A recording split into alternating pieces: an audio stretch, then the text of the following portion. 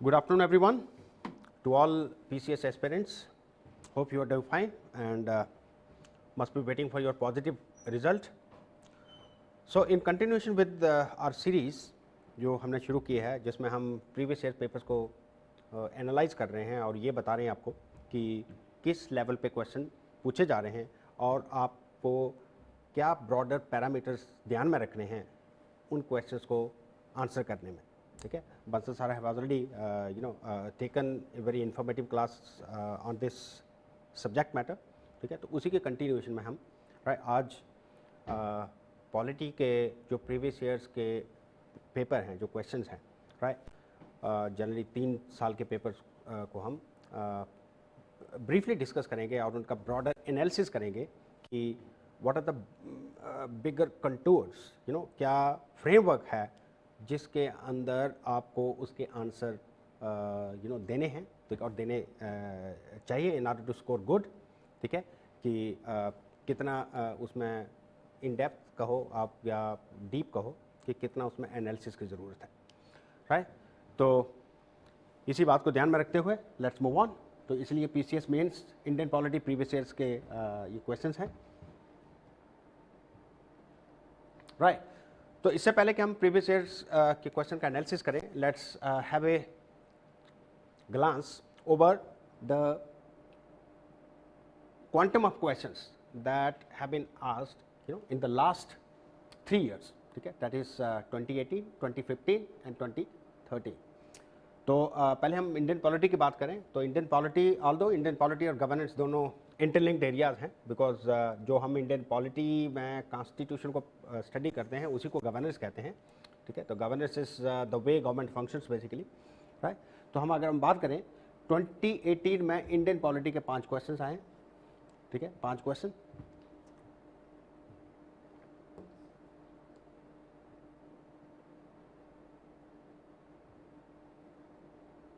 Right, 5 question हैं 2018 में.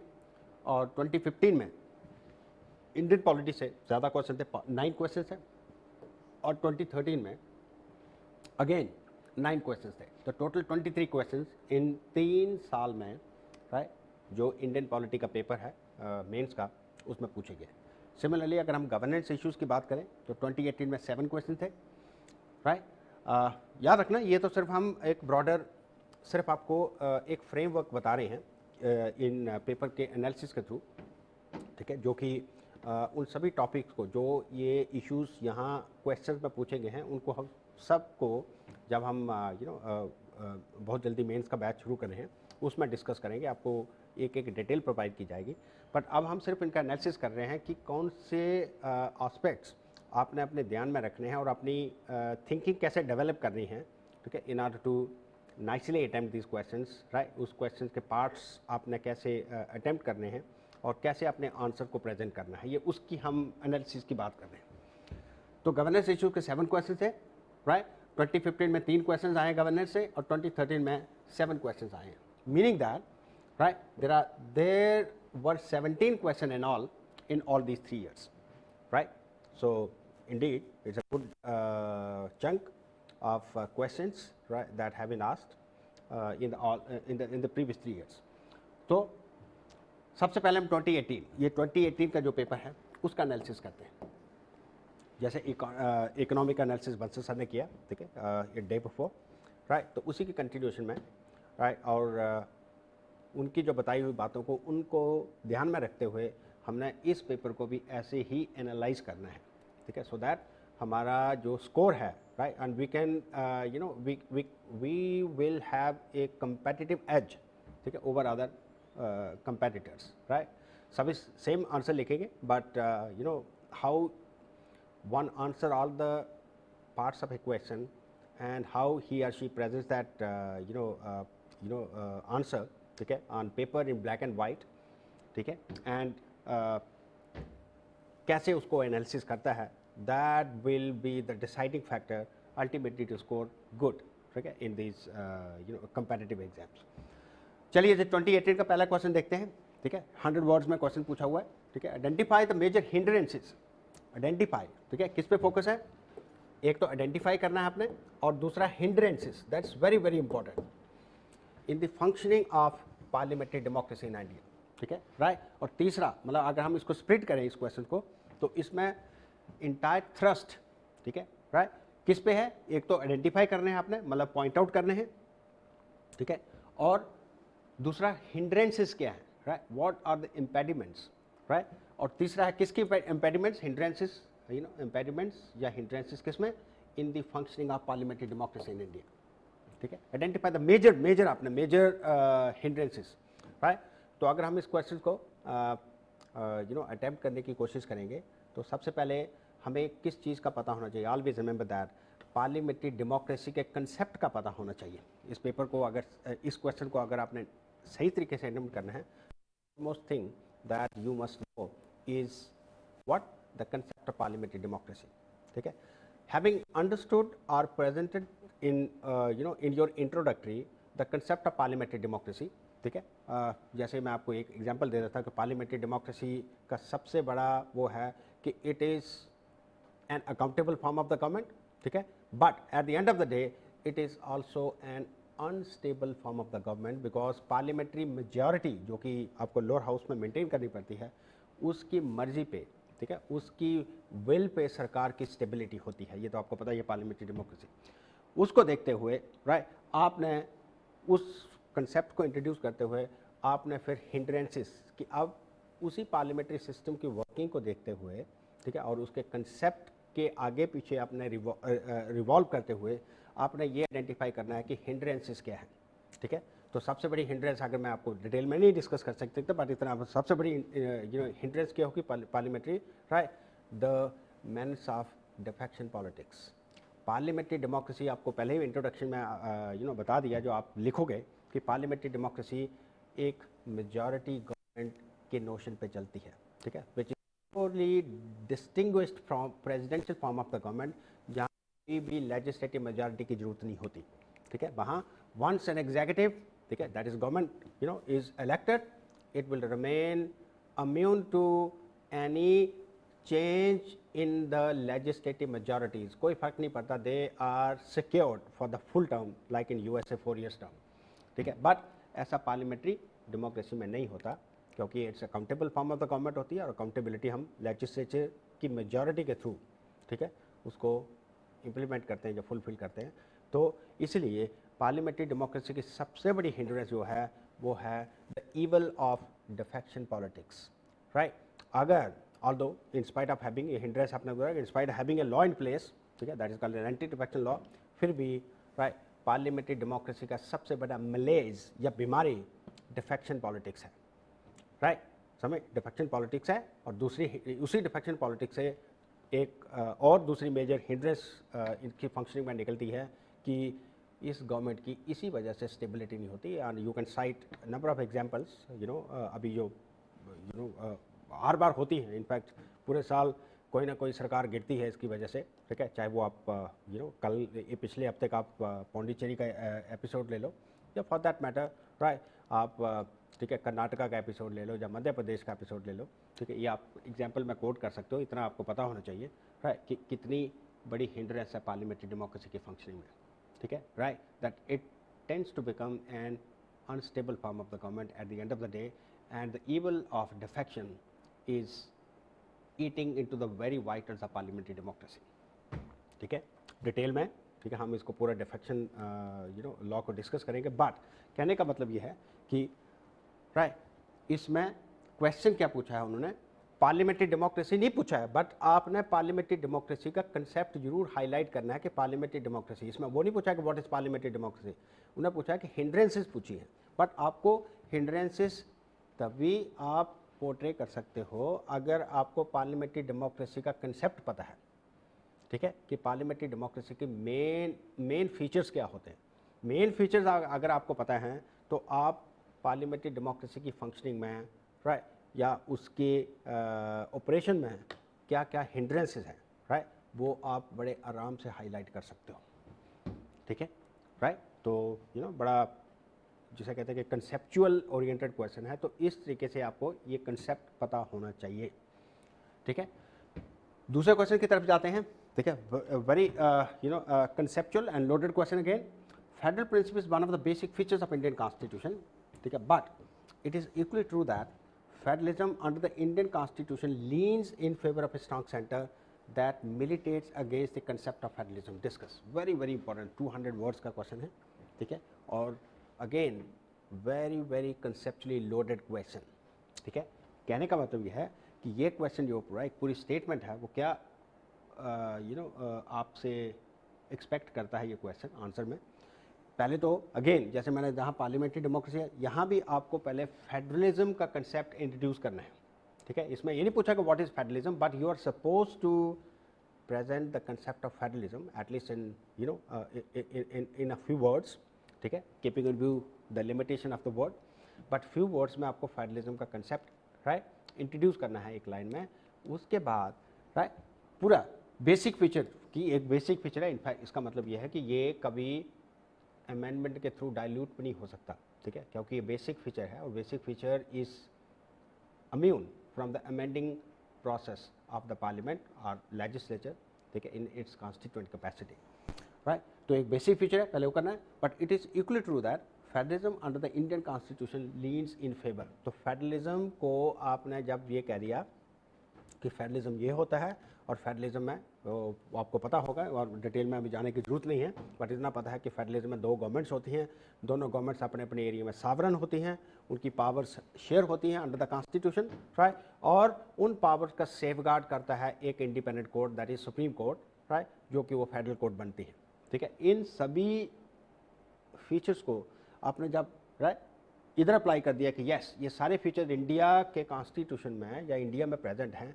इसलिए federalism is very much right an essential feature of or basic feature of Indian constitution. But at the same time आपने ये भी कहना है कि Indian federalism breaks certain new grounds in the area of centre state relations, जो कि आपको traditional federation like USA में नहीं मिलेंगी, ठीक है। अगर यूएसए को मॉडल माना जाए फेडरलिज्म का, जो कि सभी आथर ने माना, राइट, तो इंडिया में बहुत से ऐसे डिफरेंसेस आपको मिलेंगे जो यूएसए से यूएस फेडरेशन से डिस्ट्रैक्ट करते हैं, मतलब उससे राइट हटके हैं, ठीक है। बस वो आपने एक एक लाइन में हाईलाइट करके, जैसे single judiciary, right, then single citizenship, right, then more powers with the center, right, states are almost subordinate, ठीक है, in even in the legislative financial matters and so on, emergency powers with the center, ठीक है, उनको आपने portray करते हुए eight the end of the day आपने discuss कर देना है। इसको डिस्कस का मतलब ये है राइट कि आपने पहले तो ये जस्टिफाई करना है कि राइट कौन कहता है कि इंडिया में फेडरलिज्म नहीं है, ये सारी चीज़ें इंडिया के कॉन्स्टिट्यूशन में प्रेजेंट हैं, तो ये की फेडरेशन की बैकबोन होती हैं, तो there is no denying the fact that there is no federalism in India, और ये सारी डिबेट यूजलेस है, it's purely an academic debate, ठीक है, राइट। इवन फेडरलिज्म को कोर्ट ने बेसिक स्ट्रक्चर भी बनाया है कि ये जो फेडरलिज्म है हमारे देश में चेंज भी नहीं हो सकता, बट देन आपने वो हाईलाइट डिस्कस भी करना है, ठीक है। तो कहने का मतलब पहले आपने फेडरलिज्म को इंट्रोड्यूस करना है, उसके बाद एक लाइन में कुछ वर्ड्स में, उसके बाद आपने फेडरलिज्म के एक एक लाइन में फीचर्स दे देने हैं, फिर उनको इंडिया के कॉन्टेक्स्ट में अप्लाई कर देना है, राइट, और फिर ये हाईलाइट कर देना है कि यस ये बिल्कुल सही है कि कुछ ऐसे फीचर हैं हमारे कॉन्स्टिट्यूशन में, राइट, या हमारे देश में, राइट, जिसमें सेंटर को पावरफुल बनाया है, ठीक है, राइट। इंस्टेड आप कह सकते हो कि इंडिया एक ऐसा देश है जिसने फेडरेशन में या फेडरलिज्म के न्यू ग्राउंड्स ब्रेक की हैं, जो कि दुनिया में अनपैरेलल्ड है, मिलती नहीं है, ठीक है। तो डिस्कस कर देना है इसको, मतलब थोड़ा पॉजिटिव भी हाईलाइट करके, ठीक है, और थोड़ा राइट नेगेटिव भी शो करके कि ऐसे ऐसे फीचर जो हैं ये डेफिनेटली फेडरलिज्म के अगेंस्ट हैं, ठीक है, राइट। तो इसलिए राइट ये भी कहना गलत नहीं होगा कि इंडिया एक क्वाजी फेडरल स्टेट है, ठीक है, राइट। इस तरीके से आपने इस क्वेश्चन को अप्रोच करना है। Is that clear, right. चलिए जी नेक्स्ट क्वेश्चन है, explain the meaning of judicial activism, discuss the need of judicial activism in restructuring the administrative requirement in India, ठीक है। सीधा पूछा इन्होंने पहले, ठीक है, एक्सप्लेन, इसका मतलब आपने जुडिशियल एक्टिविटीज को डिफाइन कर देना है और उसको एक्सप्लेन कर देना है, ठीक है, राइट। व्हाट या एक्सप्लेन मतलब पहले तो आपको कंसेप्ट अगेन जुडिशियल एक्टिविज्म के बारे में पता होना चाहिए, ठीक है। तो आप क्या बोलोगे कि जुडिशियल एक्टिविज्म राइट एक कोर्ट का अपने हमारी जुडिशरी का एक प्रोएक्टिव अप्रोच है। इसको अगर आप पॉजिटिव सेंस में हाईलाइट करोगे तो judicial activism means proactive judiciary, ठीक है, राइट। तो पहले आपने एक प्रोएक्टिव जुडिशरी चाहिए किसी भी देश में, डेमोक्रेसी और लोगों के राइट्स को या गुड गवर्नेंस के लिए जुडिशियल एक्टिविज्म चाहिए, राइट। तो उसका आपने मीनिंग एक्सप्लेन कर देना है कि जुडिशियल एक्टिविज्म में क्या क्या आता है, राइट।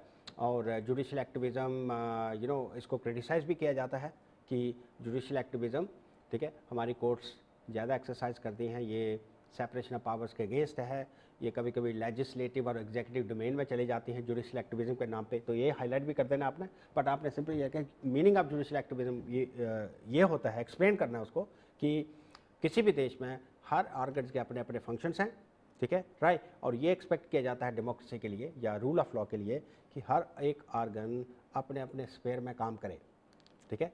बट देन राइट, कोई भी वाटर टाइट कंपार्टमेंटलाइजेशन फंक्शंस में नहीं हो सकती, राइट। तो अल्टीमेटली हर डेमोक्रेटिक या रूल ऑफ लॉ जैसी कंट्री में चेक्स एंड बैलेंसेस होना बहुत ज़रूरी है, ठीक है। तो जुडिशियल एक्टिविज्म भी एक किस्म का चेक एंड बैलेंस ही करता है in order to awake the other organs of the state to be proactive, ठीक है, and perform your onerous responsibilities, जो आपको फंक्शंस जो आपको कॉन्स्टिट्यूशन ने असाइन किए हैं, ठीक है। तो जुडिशियल एक्टिविज्म एक टाइप की प्रोएक्टिव अप्रोच है जुडिशरी की, right, in order to make other organs of the state to function as per their mandate under the constitution. तो ये एक्सप्लेन हो गया, राइट। एक्सप्लेन में अब discuss the need of judicial activism in structuring administrative requirement. तो ये वही बात होगी कि इसकी ज़रूरत क्या है।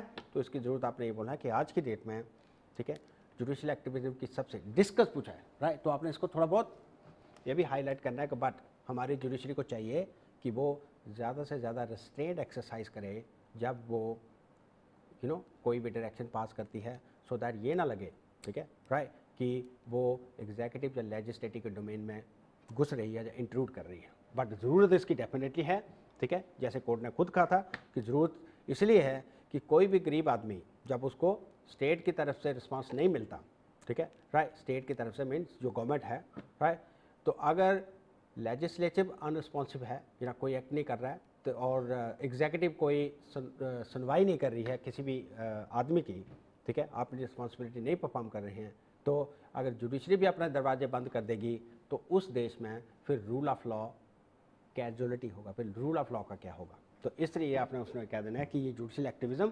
बेसिकली, राइट, ज़रूरी है, ठीक है, considering the fact that it prompts the other two organs of the state to be on their toes when it comes to the performance of their responsibilities and functions जो constitution में उनको assign किए, right. तो इसलिए इस question में क्या था, एक्सप्लेन, पहले तो जुडिशियल एक्टिविज्म को अपने एक्सप्लेन करना है, ठीक है, वही कंसेप्ट लेके कि हर एक ऑर्गन्स के फंक्शंस होते हैं किसी भी डेमोक्रेटिक कंट्री में, राइट, समय और सम टाइम, ठीक है, सम टाइम कुछ ऑर्गन्स अनरिस्पॉन्सिव हो जाते हैं, ठीक है, राइट, अपने फंक्शंस या रिस्पॉन्सिबिलिटी को परफॉर्म करने में, तब जुडिशरी को इंटरवीन करना पड़ता है, राइट। और उसी जुडिशियल इंटरवेंशन को, उसी प्रोएक्टिवनेस ऑफ जुडिशरी को, even though it trenches upon the assigned area of executive and legislature, उसी को जुडिशियल एक्टिविज्म कहा जाता है, ठीक है, राइट। तो जुडिशियल एक्टिविज्म इज रिक्वायर्ड, पूछा ये है जुडिशियल एक्टिविज्म रिक्वायर्ड, ठीक है, because right this is how you can, right, or one can make the other two organs of the government to be on the right side of the responsibilities which are entrusted by the constitution onto them, right। चलिए जी, next है what, why and who are we, the first word of the preamble of the constitution of India, ठीक है। तो question आपको पता है कि constitution of India का जो प्रियम्बल है वो कहाँ से शुरू होता है, राइट, कितना अच्छा क्वेश्चन है ये। We, the people of India, having solemnly resolved to constitute India into sovereign, socialist, secular and blah blah so on, right। अब क्वेश्चन ये पूछा है कि what, देखो तीनों चीज़ों को आपने एक्सप्लेन करना है, what, why and who, ठीक है, और we the first word of the preamble, ठीक है। तो आपने ये तीनों वर्ड को एक्सप्लेन करना है कि प्रियम्बल में ये तीनों वर्ड किसको डिनोट कर रहे हैं, what are we, ठीक है, समझे, हु आर वी, हम कौन हैं, ठीक है, और वाई, इनका एक लाइन में आपको मतलब मिल जाएगा कि हु मीन्स द पीपल, इसका मतलब ये देश इतना बड़ा डेमोक्रेटिक और रिपब्लिक है कि यहाँ सारी पावर लोगों के हाथ में है, यू नो, इस one that is sovereignty is in the hands of the people. तो इसका मतलब हु आर द पीपल, इस मतलब हु किसको कह रहा है, वी कौन सा, इन लोगों को कह रहा है कि कॉन्स्टिट्यूशन, सारी सवरेनिटी लोगों के हाथ में है, इवन कॉन्स्टिट्यूशन भी लोगों ने ही बनाया है, ठीक है, even constitution is also the handiwork of the people. तो हु आंसर हो गया, वाई, वाई इसलिए है क्योंकि ये कॉन्स्टिट्यूशन इस देश को एक डेमोक्रेटिक रिपब्लिक बनाना चाहता है और इसने बनाया कॉन्स्टिट्यूशन के थ्रू, ठीक है, इसलिए कि ये देश एक डेमोक्रेटिक रिपब्लिक हो, यहाँ किसी किस्म की कोई मोनार्की या कोई किस्म का हेरिडिटरी रूल ना हो, राइट, सारी पावर लोगों के हाथ में हो और लोग ही इस देश को चलाएं through their elected representative in direct democracy, right, इसलिए इन वर्ड्स को, राइट, लिखा है कॉन्स्टिट्यूशन में और वी इसी चीज़ को हाईलाइट करता है, ठीक है, इसका मतलब वी किसको हाईलाइट कर रहा है, the people of India, right, in whose hands the source of authority is, ठीक है, राइट, वाई, ये इसलिए इसको लिखा गया है कि इस देश में क्या है, इस देश में, राइट, जो सरकारें होगी वो लोगों द्वारा बनाई जाएगी और कोई हेरिडिटरी रूल नहीं होगा। वाई इसलिए लिखा है ये दिखाने के लिए हमारे कॉन्स्टिट्यूशन के, इसमें कोई हेरिडिटरी रूल वाली बात नहीं है, ठीक है। तो आप अपने we the first word of the preamble, simple question पूछा है, 100 वर्ड्स में भी लिखना है, तो आपने इस पैरामीटर्स में इस क्वेश्चन को आंसर करना है, ठीक है, प्रीएम्बल में किस पे हाईलाइट कर रहा है, सिंपल क्वेश्चन है, नो डाउट। नेक्स्ट है जी, discuss the recent challenges before the election commission of India with special reference to the ongoing controversy relating the electronic voting machine. ये 2018 में जब ये क्वेश्चन आया, बिकॉज उस वक्त ईवीएम का बड़ी कंट्रोवर्सी चल रही थी, उस कॉन्टेक्स्ट में है, बट ऐसा क्वेश्चन आपको प्रेजेंट कॉन्टेक्स्ट में भी आ सकता है, राइट, किसी भी टॉपिक को लेके, तो आपको इसलिए, राइट, इन ऐसे क्वेश्चंस को आपने इस तरीके से अंडरस्टैंड करना है और इस तरीके से आंसर करना है कि आप उसके सभी पार्ट्स को अंडरस्टैंड करो। तो इसमें क्या है, discuss the recent challenges before the election commission of India with special reference तो उस वक्त की बात है, तो आपने चैलेंजेस, रिसेंट चैलेंजेस क्या है इलेक्शन कमीशन ऑफ इंडिया, तो आपने, राइट, इस क्वेश्चन का क्या फोकस है मेनली कि इलेक्शन कमीशन ऑफ इंडिया जो कि एक इंडिपेंडेंट बॉडी है इलेक्शन करवाने के लिए, राइट, समय फ्री एंड फेयर इलेक्शंस करवाने के लिए, तो इसके सामने क्या चैलेंजेस हैं, उन चैलेंजेस को आपने हाईलाइट करना है और अल्टीमेटली डिस्कस करना है, ठीक है। तो जैसे इस क्वेश्चन में आप आंसर करोगे कि सबसे बड़ा चैलेंज है Election commission of India to maintain the purity of elections, ठीक है, बिकॉज इलेक्शन कमीशन, राइट, एक इंडिपेंडेंट बॉडी है और वो कैसे इलेक्शन की प्योरिटी को मेंटेन करते हैं सो दैट इलेक्शन प्रोसेस पे कोई क्वेश्चन मार्क ना लगाए, ठीक है, यही सबसे बड़ा चैलेंज है, right. Then there are so many other challenges की वो अल्टीमेटली उसी को अफेक्ट करती है, purity and free and fair elections को इफेक्ट करती है, पर ये भी चैलेंज है मनी पावर कैसे चेक की जाए, क्योंकि मनी का कितना यूज़ होता है, मसल पावर का कैसे मिसयूज़ होता है इलेक्शन के टाइम, राइट, उन्हीं चैलेंजेस को आपने हाईलाइट करना है, राइट। और उसको हाईलाइट करते हुए यहाँ था कि इलेक्ट्रॉनिक वोटिंग मशीन्स, राइट, ये भी मैंने आपको बताया सबसे बड़ा challenge he purity of elections, free and fair elections को कंडक्ट करने का है और उसको इलेक्शन कमीशन ऑफ इंडिया कैसे निभाता है, right, this is the thrust of this question, right. Okay, 2015 के क्वेश्चन पे जाते हैं जी। 2015 में क्वेश्चन है, ये 2018 के क्वेश्चन हमने डिस्कस किए, 2015 में क्वेश्चन है पहला, what is the nature and scope of secularism under the Indian constitution, how do you think Indian secularism has strengthened or weakened our nation state, illustrate with example, right. तो इसमें किस पे focus है, एक तो आपने एग्जांपल्स देनी है, ठीक है, राइट, उसके थ्रू हेल्प इसको आपके अपने आंसर को सपोर्ट करना है, राइट। दूसरा सबसे बड़ा है, what is the nature and scope of secular, what का क्वेश्चन पूछा, सीधा ही आप डिफाइन करना है कि सेक्युलरिज्म का नेचर क्या है हमारे देश में, ठीक है। तो इसमें without going into details, but आपको पहले तो सेक्युलरिज्म का पता होना चाहिए कि सेक्युलरिज्म ये होता है एक लाइन में, और दूसरा नेचर क्या है सेक्युलरिज्म के इंडिया में। तो आपको पता होगा कि दो किस्म के सेक्युलरिज्म होते हैं, एक को पॉजिटिव कहा जाता है, एक को नेगेटिव सेक्युलरिज्म कहा जाता है। तो आपने कहा कि हमारे देश में हमारा कॉन्स्टिट्यूशन सेक्युलर तो है, सेक्युलरिज्म एक बेसिक फीचर है हमारे कॉन्स्टिट्यूशन का, बट राइट, हमारा कॉन्स्टिट्यूशन पॉजिटिव सेक्युलरिज्म को प्रमोट करता है। ऐसी कोई टर्म कॉन्स्टिट्यूशन में नहीं लिखी है, but positive secularism, right, as against the negative secularism practised in western countries, जो कि आपने फ्रांस और दूसरी वेस्टर्न कंट्रीज़ की प्रैक्टिस में देखा होगा, राइट। तो एक तो आपने नेचर स्कोप ऑफ सेकुलरिज्म पे फोकस करना है, ठीक है, right, under the Indian constitution. How do you, ऐसा अपना व्यू भी है, हाउ डू यू, बट अपना view, how do you think Indian secularism has strengthened or weakened our nation state, ठीक है। आप कैसे राइट ये कह सकते हो कि हमारा राइट वीकन्ड या स्ट्रेंथन, दोनों चीज़ें, वीकन्ड, राइट। तो विदाउट गोइंग इनटू डिटेल्स, तो आपको ये पता होना चाहिए कि जहाँ तक हमारे नेशन स्टेट की बात है, तो सेकुलरिज्म एक इतना हाईली मिसयूज वर्ड है, इसलिए सरकारों ने पर्टिकुलर बीजेपी सरकार ने इसको प्रियम्बल से रिमूव करने की भी वकालत की कि इसको रिमूव कर दिया जाए, क्योंकि हाईली मिसयूज वर्ड है।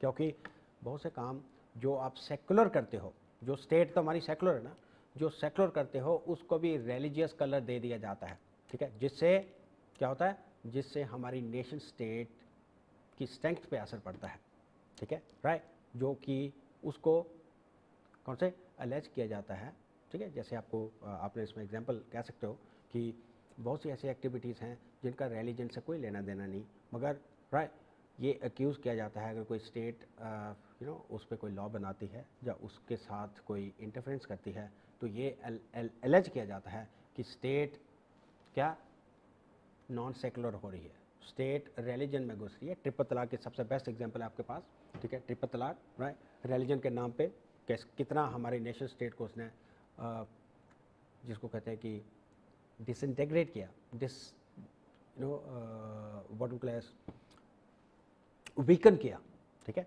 Because after all it's a question of हो जाए राइट्स, ठीक है, it's a question of uniformity of law. जब लॉ यूनिफॉर्म होंगे पूरे देश में, राइट, तभी देश की स्ट्रेंथ बढ़ेगी, तभी देश की यूनिटी एंड इंटेग्रिटी बढ़ेगी, राइट। इसका क्या, आप यूनिफॉर्म सिविल कोड की बात लीजिए, यूनिफॉर्म सिविल कोड आज तक हमारी पार्लियामेंट नहीं बना सकी, राइट, इसी वजह से कि राइट इसको सेकुलरिज्म के नाम पे राइट इसको एक्यूज़ किया जाएगा स्टेट को या लेजिस्लेचर को कि आप इस सब्जेक्ट पे लॉ नहीं बना सकते because it pertains to religion, although it has nothing to do with the religion, ठीक है, राइट। तो कौन सा, तो क्वेश्चन क्या था, how do you think Indian secularism strengthened or weakened, ठीक है, और नेशन स्टेट। तो जहाँ तक स्ट्रेंथन की बात है, तो आपने हाईलाइट करना है कि ये इंडिया जैसा सेकुलर स्टेट आपको दुनिया में राइट नहीं मिलेगा, कि यहाँ राइट इस नेशन स्टेट को स्ट्रेंथन करने के लिए कॉन्स्टिट्यूशन हमारे फाउंडिंग फादर्स ने राइट इवन माइनॉरिटीज़ को, जिसमें मुस्लिम और दूसरी माइनॉरिटीज़ में, इवन उनको भी प्रोटेक्शन दी है कॉन्स्टिट्यूशन में, राइट, समय उनको भी प्रोटेक्शन दी है, जिससे हमारे सो दैट ये वेल्ड हो जाए हमारी इतनी हेट्रोजेनस सोसाइटी में, राइट, जिससे हमारा नेशन स्टेट राइट स्ट्रेंथन हुआ है, राइट, क्योंकि राइट उन्होंने इस चीज़ को नहीं देखा कि ये कोई रिलीजन में घुसने वाली बात है, बट उनको पता था कि ये बेसिक राइट्स हैं, बेसिक प्रोटेक्शन है माइनॉरिटीज़ के लिए, राइट। अगर देश को हमने स्ट्रेंथन करना है तो इनको स्पेशल प्रोटेक्शन देनी पड़ेगी, बट इसकी वीकनेसेस भी हैं। तो मैंने आपको बताया कि इसके बावजूद हमारे नेशन स्टेट को वीक भी किया है इस सेकुलर वर्ल्ड में, जो मैंने आपको बताया कि कुछ ऐसे लॉज हैं, ठीक है, जो देश की यूनिटी और इंटेग्रिटी को प्रमोट करते हैं, but in the name of secularism हम मीन्स हमारी सरकारें, हमारा legislature right is reluctant to venture into those forbidden areas, ठीक है, जो कि प्योरली सेकुलर एक्टिविटी होगी, but right by the fear that it would be attacked in the name of secularism, right, वो ऐसा नहीं करती, ठीक है। That's why uniform civil code even after 17 years of our independence हम नहीं बना सके, राइट। तो ये बड़ा अच्छा क्वेश्चन था 20 मार्क्स का, तो आपने अपने आप समझ लिया सारे क्वेश्चंस को, सारे क्वेश्चन के पार्ट्स को अपने आंसर करना है, राइट। स्ट्रेंथन एक एक लाइन में आप लोगों ने स्ट्रेंथ ऐसे किया हमारे सेकुलर जो हमारे कॉन्स्टिट्यूशन में, इट्स अ पॉजिटिव सेकुलरिज्म, और वीकनेस क्या क्या है वो भी मैंने आपको हाईलाइट कर दी कि इसी सेकुलरिज्म की वीकनेस भी है हमारे देश में, क्योंकि राइट जो कि हमारी देश की यूनिटी, नेशन स्टेट की यूनिटी एंड इंटेग्रिटी पर असर करती है। चलिए जी, आगे क्वेश्चन है जी, quasi federalism in India has become increasingly unitary, ठीक है, debate Indian federal structure in the context of comparative federalism, ठीक है, 200 वर्ड्स 20 मार्क्स। तो क्वेश्चन क्या पूछा है, क्वाजी फेडरलिज्म इंडिया को हमने पहले बताया था कि इवन हमारी सुप्रीम कोर्ट की मानती है कि कुछ ऐसे यूनिटरी फीचर्स हमारे देश में या हमारे कॉन्स्टिट्यूशन में होने की वजह से राइट इसको पूरी तरीके से फेडरल कॉन्स्टिट्यूशन या फेडरल कंट्री नहीं कहा जाता, ठीक है, राइट, ऑल्दो ये सिर्फ एकेडमिक डिबेट है, right, otherwise it's a purely a federal country, otherwise moreover federalism is one of the basic features of the constitution, right, but quasi federalism अगर हम ये माने, इवन कोर्ट भी इसको quasi federal मानती है, quasi federalism in India has become increasingly unitary, ठीक है, has become increasingly unitary का मतलब है कि quasi federalism में, राइट, थोड़ी बहुत जो स्टेट की, कहने का मतलब जो थोड़ी बहुत स्टेट की पावर्स थी, ऑल्दो वो कम थी, राइट, अब वो पावर्स भी कम होती जा रही हैं और सेंटर ज़्यादा से ज़्यादा पावरफुल होता जा रहा है, ठीक है, ये हो गया हैज़ बिकम इंक्रीजिंगली यूनिटरी। उसका पूछा है किस पे, quasi federalism in India has become increasingly unitary, मतलब सेंटर ज़्यादा पावरफुल होता जा रहा है, जो कि दुनिया में हर जगह हो रहा है ऐसा, ठीक है। Debate Indian federal structure in the context of comparative federalism, ठीक है, अब इंडिया की जो फेडरल स्ट्रक्चर है, राइट, उसको डिबेट करना है आपने competitive in the context competitive federalism, right, तो इसमें किस पे थ्रस्ट है आपकी, ये हम डिटेल में डिस्कस करेंगे। आपको इसका क्वाजी फेडरलिज्म का कंसेप्ट तो आपको पता ही है, राइट, बट आपको कंपेटिटिव फेडरलिज्म का भी, राइट, थोड़ा बहुत आइडिया होना चाहिए, ठीक है। अगर हम क्लासिकल फेडरलिज्म की बात करें तो कंपेटिटिव फेडरलिज्म एक आउटडेटेड कंसेप्ट है जी फेडरलिज्म का, जो कि यूएसए जैसे कंट्री में प्रैक्टिस होता था ड्यूरिंग 18th सेंचुरी, जब यूएसए यूएसए ने अपना कॉन्स्टिट्यूशन लिखा, राइट। कंपेटिटिव फेडरलिज्म में सेंटर और स्टेट, जो फेडरल और स्टेट होते हैं, वो compete करते थे पावर्स में, राइट, समय leading to various kinds of inter governmental conflicts, centre और स्टेट के बीच में झगड़े ही रहते थे, ठीक है, until that concept was rejected and it got transformed into a concept of cooperative federalism, जो कि आज का लेटेस्ट ट्रेंड है, उसको डिबेट करना है, debate Indian federal structure in the context of, ठीक है, कंपेटिटिव फेडरलिज्म। तो आपने बोला है कि सबसे बेस्ट डिबेट इसकी ये है कि कंपेटिटिव फेडरलिज्म, ठीक है, हैज़ टोटली बिकम आउटडेटेड। बेशक इंडिया में, इंडिया के फेडरल स्ट्रक्चर में सेंटर के पास ज़्यादा पावर्स हैं, राइट, बट, ठीक है, इसके बावजूद भी वो कॉन्स्टिट्यूशन मेकर्स ने जानबूझ के रखी हैं, इसके बावजूद भी हमारे देश में इंटर गवर्नमेंटल डिस्प्यूट को रिजॉल्व करने के बड़े मैकेनिज्म है, सो दैट ये देश एक, राइट, कोऑपरेटिव एटमॉस्फेयर में काम कर सके या चल सके, राइट। ऑल्दो सेंटर के पास पावर है और स्टेट थोड़ी वीकन है, क्वाजी फेडरलिज्म रिफ्लेक्ट होता है, बट, राइट, अगर हम डिबेट करें, ठीक है, डिबेट करें, डिबेट कैन बी येस और नो, तो आपने सपोर्ट करना है इसको, yes you are supporting it, right, at the end of the day आपने इसको सपोर्ट करना है कि ये इसके बावजूद भी, राइट, कंपेटिटिव फेडरलिज्म में जो कन्फ्लिक्ट होते हैं सेंटर और स्टेट के, वो हमारे देश में इंटर गवर्नमेंट जो डिस्प्यूट हैं वो हमारे देश में ऑलमोस्ट नील है, ठीक है। कभी भी सेंटर और स्टेट के बीच में कोई पटिशन सुप्रीम कोर्ट में बड़ी रेयरली आई है। आपने देखा 1961 में पहला केस आया था सेंटर स्टेट डिस्प्यूट का, क्योंकि हमारा कॉन्स्टिट्यूशन इतना यूनिक डॉक्यूमेंट है कि इसमें ऐसे कन्फ्लिक्ट को रिजॉल्व करने के मैकेनिज्म ले डाउन किए हैं।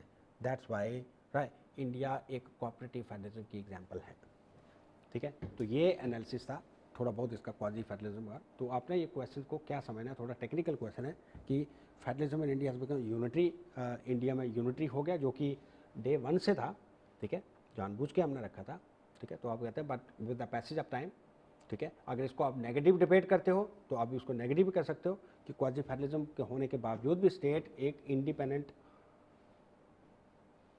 एंटिटीज़ हैं अंडर द फेडरल स्ट्रक्चर और अपनी इंडिपेंडेंट पावर एक्सरसाइज करती हैं, वो सेंटर के एजेंट्स नहीं हैं, तो उस तरीके से भी कर सकते हो, right. But federal India has become increasing unitary. अब चलो इसको मान भी ले कि यूनिटरी होता जा रहा है, फिर आपने कहता है डिबेट करना है कि in the context of comparative federalism, ठीक है। तो ये डिबेट इसकी है कि कंपैरेटिव फेडरलिज्म, राइट, वो जो क्लासिकल फेडरलिज्म में होता है लाइक यूएसए में, वो नहीं है, क्योंकि उन कंट्रीज़ में कोऑपरेटिव फेडरलिज्म नाम की चीज़ कोई नहीं होती थी, जो कि with the passage of time, with the change of external circumstances में अल्टीमेटली वो क्रीप इन हुई।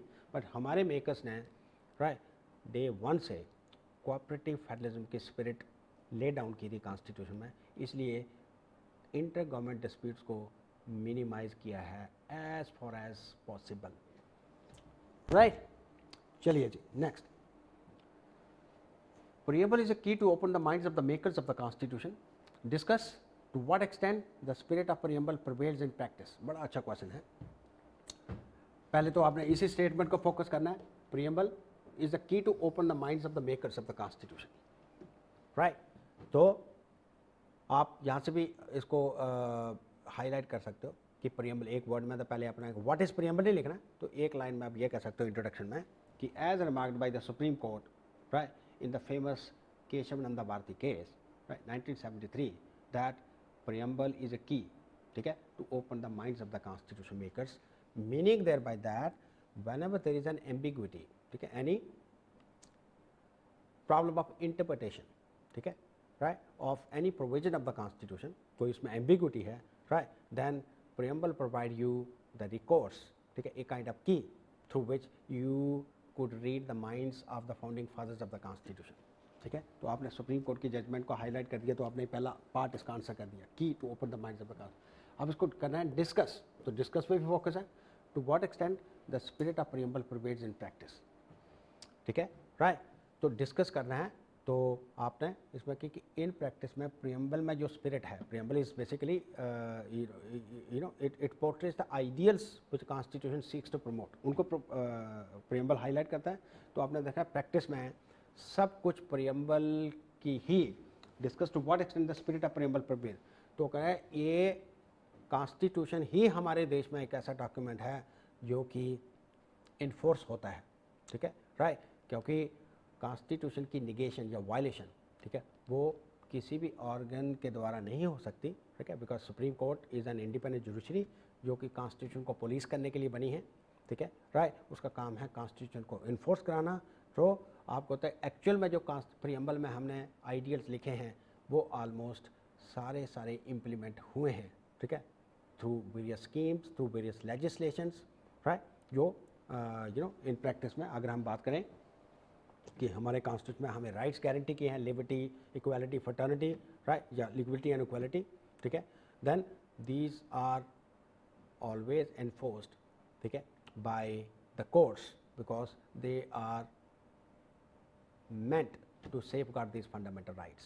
So far as social justice, social, economic and political justice concerned, ये भी प्रैक्टिस में इम्प्लीमेंट होता है और होते रहा है, right, in the form of various schemes and policies the government has announce from time to time, ठीक है। तो प्रैक्टिस में यू नो किस तरीके से अगर इसका थोड़ा बहुत आपने डिस्कस में नेगेटिव डिस्कस करना है, तो बट आपने बोला कि unfortunately, right, the remedies from the courts in India is a very costly proposition and larger chunk, although in spite of having various schemes like free legal aid and all that, but उसके बावजूद भी justice बड़ी costly proposition है और कुछ ही लोगों को access मिलती है जस्टिस को बेल करने में, ठीक है। तो राइट इन दैट सेंस आप ये कह सकते हो जो आइडियल्स हमने प्रियम्बल में लिखे हैं they sometimes remains illusory, illusory means right समय इल्यूजन है, सिर्फ दिखता है, ठीक है, बट कि दोनों में आपने एक लाइन में दोनों पॉइंट्स को आपने जस्टिफाई कर दिया, ठीक है। तो ये क्वेश्चन इस कॉन्टेक्स्ट में पूछा था कि प्रियम्बल के open the minds of the constitution, तो ये बड़ा एनालिसिस का क्वेश्चन आपने बोला कि इसका मतलब ये होता है कि कॉन्स्टिट्यूशन में कोई भी एम्बिग्विटी है, किसी प्रोविजन में इंटरप्रिटेशन में कोई प्रॉब्लम है, तो प्रियम्बल को पढ़ा जाएगा और जुडिशरी अकॉर्डिंगली अपनी कंस्ट्रक्शन देगी, ठीक है। अब ये प्रैक्टिस में कैसे होता है, तो आपने राइट्स की बात करनी है, राइट्स के लिए इन्फोर्स करने के लिए हमारे पास इंडिपेंडेंट जुडिशरी है, राइट, जिनके पास रिट इशू करने की पावर है, and various social and economic justice schemes and laws made by our legislature, जो कि इस देश में जो प्रियम्बल के आइडियल्स हैं उनको इम्प्लीमेंट करते हैं, राइट। नेक्स्ट है it is the duty of the majority to instil, next question है, it is the duty of the majority to instil confidence in the majority in the minority, right. Conversely, the minorities must also look beyond narrow sectarian interest and work for the larger goal of real secular society in India. Evaluate it in the light of the spirit of Indian Constitution, the Indian experience. बड़ा अच्छा question है, बड़ा लंबा question है। Question ये है, it is the duty of the majority to instill confidence in the minority. पहला ये है, ठीक है, पूरी स्टेटमेंट ये कह रहा है कि ये जो मेजॉरिटी हमारे देश में, ठीक है, हम जल्दी कहेंगे यू नो हिंदू की मेजॉरिटी है, ठीक है, उनकी ड्यूटी है कि राइट माइनॉरिटी में ये कॉन्फिडेंस इंस्टिल करे, ठीक है, कि this nation also belongs to them, ठीक है, जिसको हम कह सकते हो कि this can be justified through present governments various schemes, जब वो कहते हैं सबका साथ सबका विकास एंड सबका विश्वास, ठीक है। इसका मतलब even the last man standing in the Q has his और हर वॉइस, ठीक है, heard in the corridors of the power, ठीक है, तो पहले is the duty of the majority to stay confidence, conversely the minorities must look beyond narrow sectarian interest and work for the largest goal of real secular society in India. ये question purely various kinds of जो issues arise होते हैं, ठीक है, time to time arise होते हैं हमारे देश में time to time in the name of what you call as in the name of minority oppression, in the name of violence against minorities, right? कभी कन्वर्जन का इशू चलता है, कभी किसी और का इशू क्रॉप अप हो जाता है, जिसमें राइट माइनॉरिटीज़ एलेज करते हैं कि हमें डिस्क्रिमिनेट किया जा रहा है, ठीक है। बट यहाँ क्वेश्चन किस पे फोकस करना है, इल्यूसिडेट, ये स्टेटमेंट को अपने इल्यूसिडेट करना है in the light of the spirit of Indian constitution. तो इसका सिंपल एक लाइन में आंसर आप बड़े आराम से कर सकते हैं कि as long as the constitution remains the sacred book of this land of this country, जब तक कॉन्स्टिट्यूशन में माइनॉरिटीज़ को प्रोटेक्शन दी है, राइट, जब तक कॉन्स्टिट्यूशन माइनॉरिटीज़ को यूनिवर्सल राइट गारंटी करता है, ठीक है, राइट, समय तो ये स्टेटमेंट सिर्फ एक राइट यूजलेस रेटोरिक है, ठीक है, बिकॉज कॉन्स्टिट्यूशन जब तक हमारा सुप्रीम है, उसको प्रोटेक्ट करने के लिए सुप्रीम कोर्ट है या जुडिशरी है, तब तक माइनॉरिटीज़ को बिल्कुल भी डरने की ज़रूरत नहीं है। रादर उनको विश्वास होना चाहिए हमारे कॉन्स्टिट्यूशन पे कि राइट इस कॉन्स्टिट्यूशन में, एंड अल्टीमेटली विश्वास हमारी जुडिशरी पे होना चाहिए कि इस कॉन्स्टिट्यूशन में जब हमें सब प्रोटेक्शन दी है, राइट, तो हमें भी राइट समझे कोई ऐसी किस्म की सेक्टेरियन जो है कौन सी राइट सेक्टेरियन इंटरेस्ट से ऊपर उठ के देश के हित में राइट बोलना चाहिए या हित में काम करना चाहिए, सो दैट ये देश ठीक है यूनिफाइड हो। बिकॉज राइट हमें किसी सरकार की मेजॉरिटी या आइडियोलॉजी से कोई लेना देना नहीं है, सिर्फ क्योंकि इस देश में, हमारे देश में राइट कॉन्स्टिट्यूशन नहीं है, कॉन्स्टिट्यूशनलिज्म भी है, ठीक है। तो इस कॉन्टेक्स्ट में मतलब बड़ा अच्छा क्वेश्चन था कि evaluate in the light of the, ये सारी स्टेटमेंट आपने किसकी लाइट में एवेल्युएट करनी है, right, and the Indian experience in the light of the constitution, Indian experience. तो कहना है जब तक इस कॉन्स्टिट्यूशन में हमें राइट्स मिले हैं माइनॉरिटीज़ को, राइट, बट उनको भी ये समझना चाहिए कि उनको सेक्टेरियन इंटरेस्ट से ऊपर उठना चाहिए, ठीक है, और देश की तरक्की और देश की डेवलपमेंट के लिए काम करना चाहिए, राइट। बट राइट ये मेजॉरिटी माइनॉरिटी जो डिबेट है यूजलेस है, क्योंकि हमारा कॉन्स्टिट्यूशन राइट कौन से जो कि supreme law of the land है, वो माइनॉरिटीज़ को भी रादर एक्स्ट्रा प्रोटेक्शन देता है एज अगेंस्ट द मेजॉरिटीज़, ठीक है, so that they feel secure in this nation, right, they have no feeling of or apprehension of being subject to any kind of oppression on the type of on the part of the majorities, ठीक है। तो उस context में एक question था, evaluate करना है statement को आपने, ठीक है, राइट। तो उसको सर क्या मतलब बड़ी स्टेटमेंट को समझने की बड़ी ज़रूरत है कि ये मेजॉरिटी की ड्यूटी है कॉन्फिडेंस, राइट, तो मेजॉरिटी अपने आप कॉन्फिडेंस इंस्टिल करे कि माइनॉरिटीज़ में अपने आप करना पड़ेगा, क्योंकि कोई भी सरकार, कोई भी मेजॉरिटी कॉन्स्टिट्यूशन के अगेंस्ट तो नहीं जा सकती। जब तक कॉन्स्टिट्यूशन है तब तक ना ही माइनॉरिटीज़ को डरने की ज़रूरत है और ना ही मेजॉरिटी अपनी कोई विम्स एंड फैंसीज एक्सरसाइज कर सकती है। बट ये भी ज़रूरी है कि माइनॉरिटीज़ को भी सेक्टेरियन इंटरेस्ट से ऊपर उठना चाहिए, ठीक है, और देश के हित में काम करना चाहिए, ठीक है, बिकॉज उनको भरोसा होना चाहिए, उनको कॉन्फिडेंस होना चाहिए कॉन्स्टिट्यूशन और उसको पुलिस करने वाली जुडिशरी के ऊपर, राइट। नेक्स्ट है जी, freedom of speech and expression is sacrosanct. इसमें सिर्फ सिंपल सा क्वेश्चन है, ठीक है, जिसको हमने एक सीरीज़ बनाई है जिसको हम कह सकते हैं कि एक किस्म का फर्स्ट डिग्री नहीं कह सकते बट सेकंड डिग्री का क्वेश्चन तो जरूर है, राइट। तो आप ये डिग्री में अगर इसको हम क्लासीफाई करें तो आप ये कह सकते हो कि freedom of speech and expression is sacrosanct. इस पर कमेंट करना है सिंपली 100 वर्ड्स में, ठीक है, राइट। अब ये आप पे डिपेंड करता है कि आप इस क्वेश्चन को कैसे अप्रोच करते हो, ठीक है, बट देन ठीक है आप किसी फिलासफर्स का रेफरेंस दे के स्टेटमेंट को जस्टिफाई कर सकते हो, मिल की स्टेटमेंट दे सकते हो, ठीक है, राइट, कि एक बड़ा इंपॉर्टेंट पॉलिटिकल साइंटिस्ट कह लो, ठीक है, वोल्टेयर ने कहा था कि आई डिस्टेस्ट यू व्हाट यू से, ठीक है, मुझे अच्छा नहीं लग रहा जो आप कहते हो, ठीक है, but I will defend it till death, your right to say it, ठीक है। Anyway that's a different matter. तो पहले तो आपने ये कहना कि ये इतना सेक्रोसेंक्ट है कि इसको स्पेशल प्रोटेक्शन हमारे कॉन्स्टिट्यूशन में, आपने आर्टिकल 90 से शुरू कर देना है, इतना सेक्रोसेंक्ट है कि इसको स्पेशल प्रोटेक्शन दी है हमारे कॉन्स्टिट्यूशन मेकर्स में, क्योंकि किसी भी डेमोक्रेटिक कंट्री में फ्रीडम ऑफ स्पीच सबसे इम्पॉर्टेंट राइट होता है, ठीक है।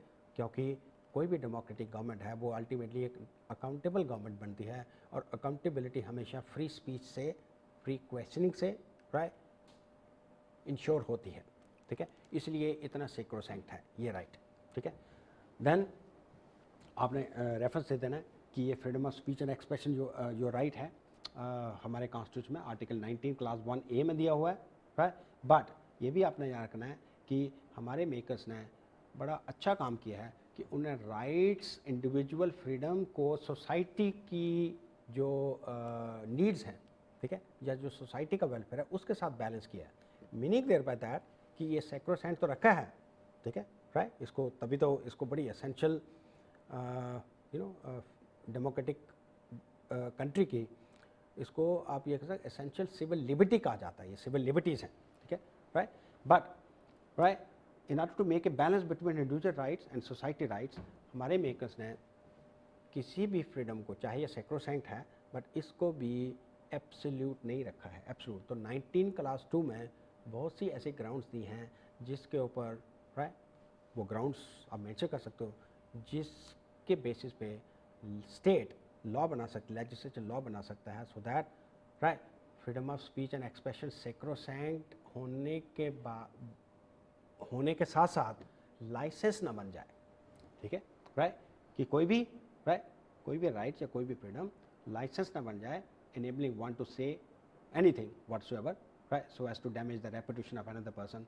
This has not been allowed under our constitution, ठीक है। सेक्रोसेंक्ट तो है, वो आपने जस्टिफाई कर देना है। नेक्स्ट है जी, discuss the factors necessitating the passage of 73rd Constitutional Amendment Act, analyze its actual impact, 200 words without going into details। तो पहले था क्या फैक्टर्स थे जिसकी वजह से 73rd, तो पहले आपका पहले होना है कि 73rd अमेंडमेंट आपको इतना पता होना चाहिए, फोकस है 73rd अमेंडमेंट पे, तो आपको ये पता होना चाहिए कि 73rd अमेंडमेंट किसको प्रोवाइड करती है, पंचायती राज सिस्टम को प्रोवाइड करती है, ठीक है। कब ये अमेंडमेंट, दो आपको नेचुरली फैक्ट्स भी प्रेजेंट करने हैं कि अमेंडमेंट, राइट, 1992 में पास हुई, राइट, और 1993 से इसको अप्रैल 24, 1993 से इसको फोर्स में लाया गया, राइट। समय इसकी इस अमेंडमेंट के थ्रू स्पेशल पार्ट ऐड किया गया कॉन्स्टिट्यूशन में, पार्ट 9, ठीक है, और आर्टिकल आपको पता होना चाहिए आर्टिकल 243, ठीक है, 243O तक न्यू आर्टिकल्स ऐड किए गए, राइट। शेड्यूल ऐड किया गया 11 शेड्यूल, जिसके अंडर, राइट, इन पंचायती राज बॉडीज़ की या इंस्टीट्यूशन की, राइट, कौन से वो रिस्पॉन्सिबिलिटी या पावर्स ले डाउन की जिसके जो कि स्टेट उनको आगे डेलीगेट करेगी, right, for the sake of what we call as governance, right. अब क्वेश्चन ये है कि डिस्कस द फैक्टर्स, राइट, मतलब पंचायती राज सिस्टम के बारे में नहीं पूछा है कि 73rd amendment what was 73rd amendment, नहीं पूछा इसमें, राइट। समय पूछा इसमें है कि क्यों ये अमेंडमेंट पास हुई, फैक्टर्स क्या थे, ठीक है, what led to the passage of 73rd amendment, right. समय पैसेज ऑफ, तो मतलब ये कोई व्हाट वाला क्वेश्चन नहीं है, तो आपने फैक्टर्स पे फोकस करना है जिसकी वजह से 73rd अमेंडमेंट पार्लियामेंट ने पास की, ठीक है। विदाउट गोइंग टू डिटेल तो आप कह सकते हो फैक्टर्स सबसे बड़े क्या है, to introduce grass root democracy, क्योंकि रियल डेमोक्रेसी, ठीक है, वही होती है, ठीक है, जिसमें लोग डायरेक्टली पार्टिसिपेट करें, ठीक है। आप ये कहते हो कि इसका ये भी एक फैक्टर था कि एक ये भी फैक्टर था कि एक तो गांधीयन जो आइडियोलॉजी उसको इम्प्लीमेंट करें, दूसरा ये फैक्टर है कि, राइट, वुमेन को हम एम्पावर करना चाहते थे, ठीक है, एम्पावरमेंट ऑफ वुमेन भी इसके थ्रू हमने इंश्योर की है, right, and to provide democracy really, ठीक है, एट द, बहुत से फैक्टर्स आप हाईलाइट कर सकते हो, बट आप कहने का मतलब है इस क्वेश्चन पे फोकस सिर्फ फैक्टर्स पे है, right, rather than on what is 73rd amendment, ठीक है जी। तो फैक्टर आपने अमेंडमेंट एक्ट और इसका एक्चुअल इम्पैक्ट आपने देखना है, तो एक्चुअल इम्पैक्ट एनालाइज करना है आपने कि एक्चुअल इम्पैक्ट, तो इसमें थोड़ा बहुत आप डेटा भी कोरिलेट करते हो कि एक्चुअल इम्पैक्ट इतना हुआ है कि आज की डेट में, राइट, वुमेन की काफ़ी एम्पावरमेंट हुई है, वुमेन बहुत सी स्टेट्स में पंचायत को हेड कर रही हैं, ठीक है। इसका इतना इम्पैक्ट हुआ कि बहुत सी वुमेन यूनाइटेड नेशंस में रिप्रेजेंट की इंडिया से, ठीक है। बहुत से highly educated women right panchayat की इलेक्शन लड़के सरपंच बनी हैं, ठीक है। और इसका डेफिनेटली एक पेट्राइकल माइंडसेट की जो हमारी ट्रेडिशनल सोसाइटी हैं उसमें रियली फ़र्क पड़ा है। ये सबसे बड़ा इम्पैक्ट है, राइट। इस अमेंडमेंट के थ्रू हमने शेड्यूल कास्ट को भी रिजर्वेशन दी, जिससे उनकी भी पोजीशन में सुधार हुआ है, और उसका इम्पैक्ट आज की डेट में दिखता है जब वो सरपंच की कैपेसिटी में डिसीजन लेते हैं। एग्जैक्टली, तो ये इम्पैक्ट आपने जरूर लगाएगा। चलिए जी, नेक्स्ट है जी, comment on the nature and scope of article 368, ठीक है, as the provision for constitution amendment. Question है कमेंट एट द नेचर, ठीक है। पहले आपने कमेंट करना है किस पे, नेचर एंड स्कोप, ठीक है, of article 360 as the provision for constitution amendment, ठीक है जी। इस पे कमेंट करना है, ठीक है। तो पहला कमेंट आपको नेचर एंड आपने बोलना है कि हमारा कॉन्स्टिट्यूशन में, ठीक है, आर्टिकल 368 आपको ये पता होना चाहिए कि आर्टिकल 368 पहले तो ये इंट्रोड्यूस करना है, कॉन्स्टिट्यूशन को अमेंड करने का प्रोसीजर ले डाउन करता है, ठीक है। पार्ट 18 ऑफ द कॉन्स्टिट्यूशन में आर्टिकल 368 कि कॉन्स्टिट्यूशन को कैसे अमेंड किया जाएगा, ठीक है, राइट। नाउ इसका नेचर क्या है, तो हम लोग के नेचर इसका राइट ऐसा है कि जो कि आपको एक मिडिल पाथ शो करेगा, right. Neither too rigid not too flexible, ठीक है, neither too rigid like US constitution, Australian constitution, not too flexible like UK constitution, unitary constitution. In fact, it provides a middle path, or you can say amalgamation of both rigidity and flexibility, right? समय जो कि Indian की conditions को suitable था, इसलिए हमारे makers ने ऐसा प्रोसीजर पाएगा, ठीक है। अब आगे इसमें स्कोप, ठीक है, बड़ा अच्छा क्वेश्चन है। एक तो नेचर आपने बोला कि not too rigid, that's why हमारा कॉन्स्टिट्यूशन का blend of rigidity and flexibility है। अब इसका स्कोप क्या है, तो आपने इसका स्कोप, बड़ा अच्छा क्वेश्चन है ये, आपने आंसर करना है, ये तभी आप आंसर कर सकते हो अगर आपको वर्ड का मीनिंग पता है। नेचर और स्कोप पे फोकस करना है जी। अब इसका स्कोप ये है कि ये इस प्रोविज़न के अंडर हमारी पार्लियामेंट अपनी कॉन्स्टिट्यूएंट कैपेसिटी में, कॉन्स्टिट्यूएंट कैपेसिटी आपको पता होता है कि कॉन्स्टिट्यूएंट कैपेसिटी लेजिस्लेटिव कैपेसिटी होती है जिसमें स्पेशल मेजॉरिटी की ज़रूरत होती है, एक होती है ऑर्डिनरी कैपेसिटी जिसमें ऑर्डिनरी मेजॉरिटी की ज़रूरत होती है। तो उस कॉन्स्टिट्यूएंट कैपेसिटी में हमारी पार्लियामेंट कॉन्स्टिट्यूशन के किसी पार्ट को भी अमेंड कर सकती है, but subject to the condition that, ये स्कोप है, subject to the condition that basic structure can not be amended, ठीक है। तो इसका मतलब scope of article 368 is not absolute, right, in the sense that parliament at its whim and fancy by using its majorities in the parliament can amend any provision of the constitution even amounting to rewriting the constitution.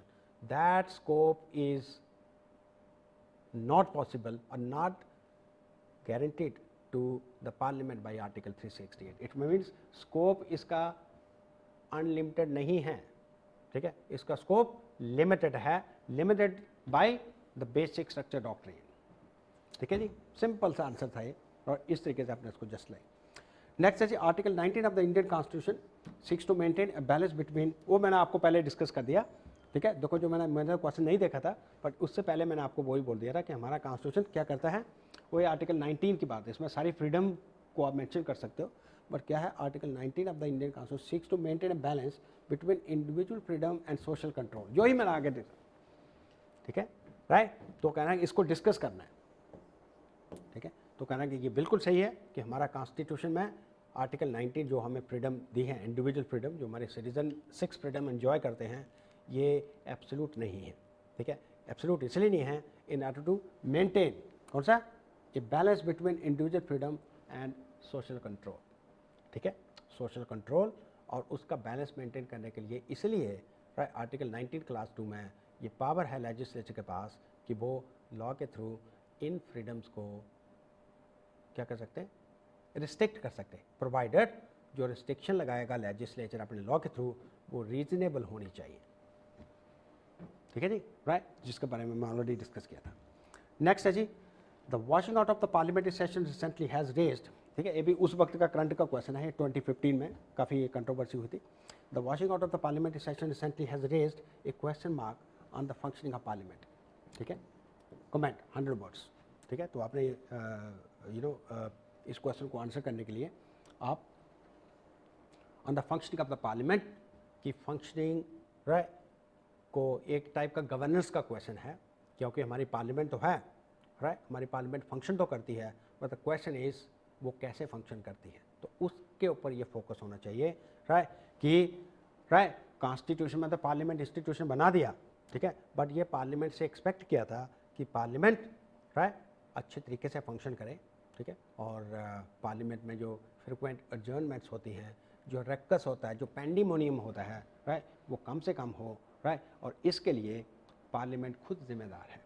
ठीक है, in fact आप ये कह सकते हो कि इसके लिए स्ट्रिक्ट रूल्स जो हाउस के होते हैं, although we have already a rule book in place, but कुछ अच्छे रूल्स जो कि गवर्नेंस पार्लियामेंट की गवर्नेंस के लिए ज़रूरी हैं या फंक्शनिंग के लिए, हाउसेस की फंक्शनिंग के लिए ज़रूरी हैं, वो बनने चाहिए right, such as expulsion of members who create ruckus in the parliament, who create what you call as disturbance in the parliament, right, so that ये पार्लियामेंट की जो सेशंस हैं, ठीक है, जो कि इतने इम्पॉर्टेंट लेजिस्लेटिव बिजनेस के लिए ज़रूरी हैं कि उनकी रेगुलरिटी हो, उनकी फंक्शनिंग हो राइट, और पार्लियामेंट के मेंबर राइट समझे डेलिब्रेट करें उन इश्यूज़ पे राइट जो कि लोगों के हित के लिए हैं, जो देश के लिए हैं। बट अगर ये पार्लियामेंट के सेशंस ऐसे ही वॉश आउट होते रहें तो डेफिनेटली राइट इसका एक ही कॉन्सिक्वेंस होगा, द पीपल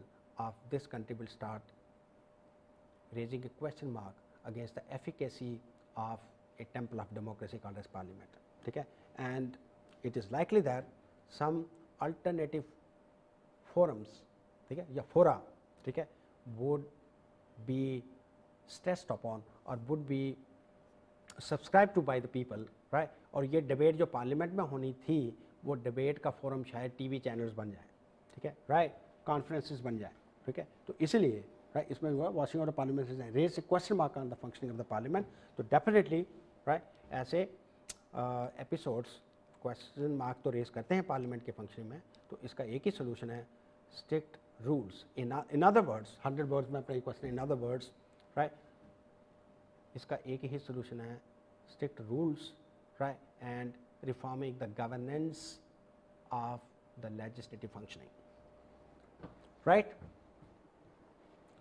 चलिए जी 2013 का क्वेश्चन डिस्कस करते हैं जी, ठीक है, we are moving toward the last, और हमने इसको थ्रेड पे मैंने में डिस्कस किया।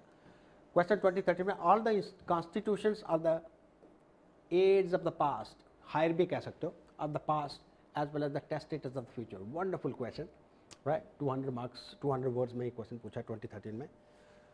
तो अगर आपने जी इस क्वेश्चन को सबसे पहले तो सबसे बड़ा चैलेंज है इस क्वेश्चन को अंडरस्टैंड करना, ठीक है, इसलिए अंडरस्टैंड करना कि अगर आपने कोई अच्छी स्टैंडर्ड टेक्स्ट बुक्स पढ़ी हैं, ठीक है, I am not talking about Laxmikanth, ठीक है, लक्ष्मीकांत से तो ऐसे क्वेश्चन कोई भी नहीं आंसर हो सकते, ठीक है, ये तो सिर्फ PCS की बात कर रहा हूँ, आई एम टॉकिंग अबाउट कौन से वेल रिटन, वेल रिसर्च्ड, ठीक है, बाय ए रेनाउंड ऑथर ने कोई कॉन्स्टिट्यूशन की बुक लिखी है, तभी आप ये क्वेश्चन आंसर कर सकते हो, ठीक है, या उसको आपने पढ़ा है, या फिर आपको डेफिनेटली या क्लास में टीचर ने पढ़ाया है, ठीक है, अगर वो टीचर भी काफ़ी रिसर्च करके पढ़ाता हो, दैट्स ए डिफरेंट मैटर।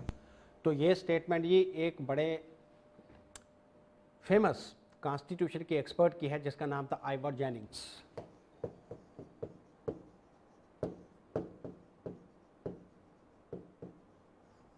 ये उनकी स्टेटमेंट है जी, ठीक है, एक ब्रिटिश कॉन्स्टिट्यूशन एक्सपर्ट थे, तो आइवर जेनिंग्स ने ये स्टेटमेंट दी थी कॉन्स्टिट्यूशन, बिकॉज इनसे बड़ा कोई कॉन्स्टिट्यूशन ऑथर नहीं हुआ, ठीक है, he has written a commentary on what you call as Indian constitution also, although he had criticised the nature of Indian constitution, वो तो एक जो भी क्रिटिक होता है वो उसका ये हक भी बनता है को ऐसा करे, पर ये उसने स्टेटमेंट बोली थी, ठीक है, आइवर जेनिंग ने, कि सभी कॉन्स्टिट्यूशन, इसमें किस पे फोकस है, स्टेटमेंट को एलैबोरेट करना है जी आपने, ठीक है, कमेंट करना है स्टेटमेंट को, तो स्टेटमेंट का सबसे पहले चैलेंज क्या है कि स्टेटमेंट को समझना, ठीक है, right. Without going into the details, हम नहीं जा सकते, इसमें हमारी कंस्ट्रेंट्स हैं, या हम जब एक्चुअल क्लासेस स्टार्ट करेंगे तो हम ऐसे सारी स्टेटमेंट को एनालाइज करेंगे। बट इसका सबसे बड़ा चैलेंज ही इस स्टेटमेंट को अंडरस्टैंड करना है और इस स्टेटमेंट को अनलॉक करना है, राइट। अनलॉक करना है कि ये क्या कहते हैं। तो इसका एक वर्ड मैं आपको बता दूं कि ये स्टेटमेंट ये कहती है, जो आइवर जेनिंग्स ने कॉन्स्टिट्यूशन लिखा था, जब वो कहा था कि सभी कॉन्स्टिट्यूशन हायर, पहले तो आपने समझा कि हायर किसको कहते हैं या एयर किसको कहते हैं। हायर होता है सक्सेसर, जैसे कोई राइट एक आदमी मर गया तो उसके जो आगे बच्चे होंगे वो उसके हायर होंगे, ठीक है। ऑल्दो वो लीगल तरीके से लीगली वो हायर होंगे, उनको सर्टिफिकेट के थ्रू हम एम्बॉडी कर सकते हैं, राइट। तो कहना मतलब सारे कॉन्स्टिट्यूशन किसके सक्सेसर हैं, अपनी हिस्ट्री के, पास्ट के, उसके सक्सेसर हैं, ठीक है। और टेस्टेटर्स, देखो तभी तो मैं कह रहा हूँ ये वर्ड का मीनिंग पता होना चाहिए, ठीक है। टेस्टेटर्स ऑफ द फ्यूचर, जिसका मतलब है कि जो कॉन्स्टिट्यूशन लिख रहे हैं, ठीक है, जिन्होंने हिस्ट्री से, जो कि हिस्ट्री के सक्सेसर हैं, जिन्होंने हिस्ट्री से लर्न किया और कॉन्स्टिट्यूशन लिखा, और कॉन्स्टिट्यूशन लिखा जो वो फ्यूचर जनरेशन को, टेस्टेटर्स का मतलब होता है एक विल लिखने वाला आदमी जो होता है, जो विल लिखता है ना अपनी वसीयत, उसको टेस्टेटर कहते हैं लीगल लैंग्वेज में। तो इसका मतलब कॉन्स्टिट्यूशन किसके सक्सेसर्स हैं, कितनी अच्छी, किसके सक्सेसर हैं, अपनी हिस्ट्री के, ठीक है। और किसके, जिसे कहते हैं कि आप ये कह सकते हो कि टेस्टर्स हैं, मतलब किसको विल लिख के दे रहे हैं, कॉन्स्टिट्यूशन जब लिख दिया, जो फ्यूचर जनरेशन, विल किसके नाम है, जो फ्यूचर जनरेशन है, ठीक है, राइट। ये सब कुछ आपको हर कॉन्स्टिट्यूशन के नेचर में, या बेसिक प्रेमिस जो है जिसके बेसिस पे कॉन्स्टिट्यूशन लिखा जाता है, उसमें रिफ्लेक्ट होता है। तो एक नटशेल में आपको इस स्टेटमेंट का पता होना चाहिए कि राइट, ये स्टेटमेंट का मतलब है कि सभी कॉन्स्टिट्यूशन अपनी हिस्ट्री को इनहेरिट करते हैं, और फ्यूचर जनरेशन को राइट समय वो कुछ गारंटी करके इन the form of A will, ठीक है, एक गारंटी करके जाते हैं कि आपको इस देश में, जिस देश का हम संविधान लिख रहे हैं, जो मेकर्स कह रहे हैं, ठीक है, जो कॉन्स्टिट्यूशन कह रहा है कि जो जो राइट्स आपको ये कॉन्स्टिट्यूशन गारंटी करता है या देता है, उसको हम आपके नाम से विल में लिख के जा रहे हैं, सो दैट कोई आपसे ये छीन ना सके लीगली तरीके से, ये मतलब होता है।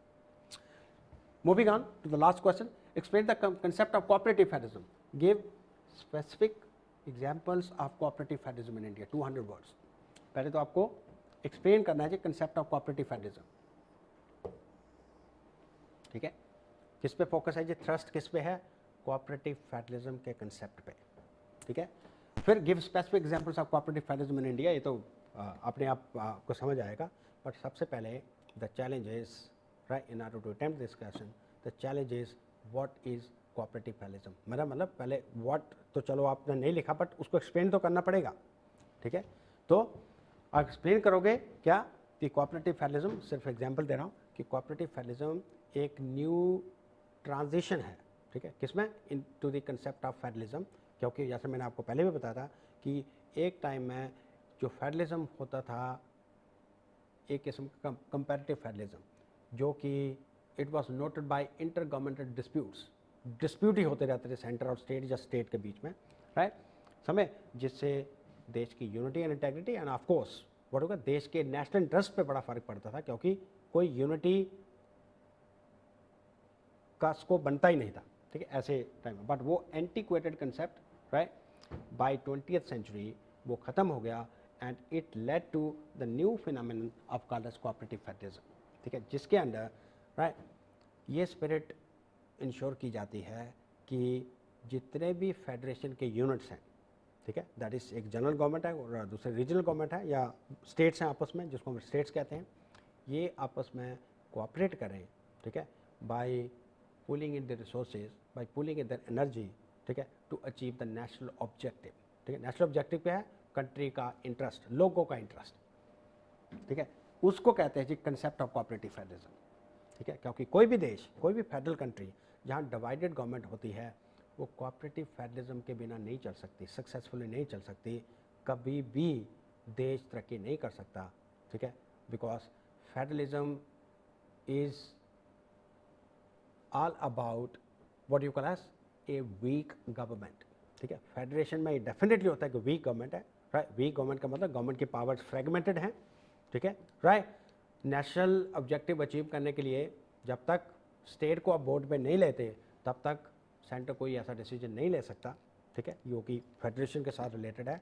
बट कोऑपरेटिव फेडरलिज्म ये सब कुछ इंश्योर कर सकता है अगर राइट स्टेट भी ये सोचे कि ये जो डिसीजन लिया जा रहा है राइट ये देश के हित में है, ये देश की, जैसे जीएसटी का आप एग्जांपल दे सकते हो राइट, कितनी बड़ी एग्जांपल है कोऑपरेटिव फेडरलिज्म की, आप कोट कर सकते हो राइट, कि यहाँ स्टेट ने और सेंटर ने दोनों ने मिल के कोऑपरेशन के एटमॉस्फेयर में अपने अपने रेवेन्यू को सीड किया, रेवेन्यू जनरेटिंग पावर जो उनके टैक्सेस थे, स्टेट ने अपने टैक्स सीड किए, ठीक है, सेंटर ने भी अपने टैक्सेस सीड किए, और दोनों ने कंसेंसस एग्रीमेंट के थ्रू, कोऑपरेशन के थ्रू राइट ये कहा कि let's go in for a single tax, right, called as GST, that will be in the interest of the country. It will ensure a progress of our economy. Okay? It will make India more competitive in terms of doing business. Okay? It will, it will also, increase the GDP of the country because there will be no cascading effect of the taxes and so on. ठीक है, तो कितने benefit देश के लिए right GST ने ensure किए, मगर जीएसटी तभी बना, ठीक है, कोऑपरेटिव फेडरलिज्म के थ्रू, इस स्पिरिट के थ्रू, ठीक है जी। तो ये है तो give specific examples of cooperative federalism in India. अगर ये आज की डेट में आपको क्वेश्चन आता है तो जीएसटी को आपने जरूर हाईलाइट करना है, वरना बहुत सी एग्जांपल्स है कोऑपरेटिव फेडरलिज्म की। इंटरस्टेट वाटर डिस्प्यूट्स को रिजॉल्व करने की एग्जांपल आप कोट कर सकते हो राइट, कि कैसे इंटरस्टेट वाटर डिस्प्यूट रिजॉल्व करने का मैकेनिज्म कॉन्स्टिट्यूशन में प्रोवाइड किया है। Full faith and credit class लिखी है, ठीक है, किसी भी स्टेट का डॉक्यूमेंट, ठीक है, वैलिड माना जाएगा थ्रू आउट द कंट्री, ठीक है राइट। तो ये एग्जांपल आप कोट कर सकते हो राइट, इसको सपोर्ट करने के लिए।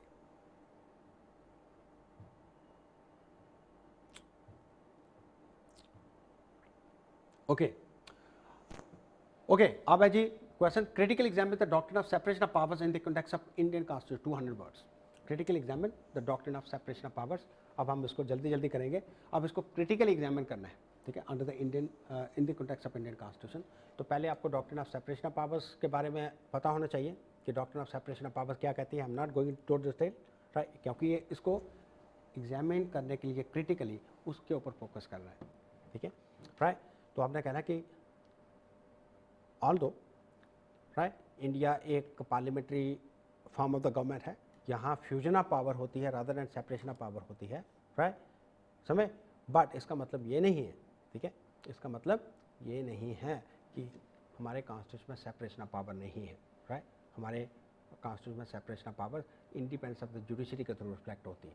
बट आपने इसको करना है क्रिटिकल एग्जामिन करना है in the context of the Indian economy. But आपने बोला कि बट, ठीक है राइट, इस सेपरेशन ऑफ पावर्स को ओकेजनली वायलेट किया जाता है right, when we witness that judiciary is overstepping its mandate, और एग्जीक्यूटिव और लेजिस्लेटिव के डोमेन में कभी आप एग्जाम्पल भी कोट सकते हो, कभी वो लॉ बनाती है, ऐसी डायरेक्शन इशू कर सकती है, करती है, या राइट दूसरा कोई एक्ट करती है जिससे राइट सेपरेशन ऑफ पावर्स की निगेशन होती है, ठीक है राइट। इसकी बहुत सी एग्जांपल्स हैं, आप उसको कोट कर सकते हो। तो आपने ये करना है, इसको क्रिटिकली एग्जामिन करना है जी, क्रिटिकली, ठीक है। तो जुडिशियल एक्टिविज्म सबसे बड़ा थ्रेट है right doctrine of separation of powers के, जुडिशियल एक्टिविज्म आप उसको कह सकते हो।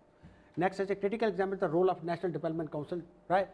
This question has become outdated now, ठीक है, since NDC is no more in existence, इसलिए this question need not to be discussed, ठीक है, क्योंकि National Development Council has also been taken away with the abolition of Lanny Commission. Okay, so section 8 clause 4 the representative people act in the opinion of the Supreme Court is ultra virus. The court opined that all the convicted MPs and MLAs in criminal cases would be disqualified from the holding their office from the day of the conviction itself, even if such conviction by a trial court commented in the light of recent judgment of the Supreme Court.